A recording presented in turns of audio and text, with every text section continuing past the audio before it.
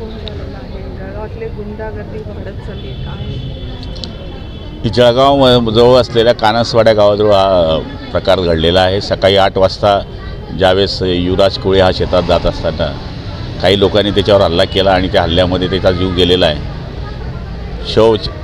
शव इथे आणलेला आहे आणि त्याचा आता पंचनामा किंवा पोस्टमॉर्टम या ठिकाणी केलं जात आहे. पण नातेवाईकांची मागणी आहे की आरोपींना जोपर्यंत अटक होणार नाही तोपर्यंत आम्ही डेड बॉडी उचलणार नाही. पण आम्ही त्यांना विनंती केली आहे की तुम्ही डेड बॉडी राहू द्या, पण कमीत कमी आता PM व इतर ज्या प्रोसिजर आहे त्या पूर्ण करा.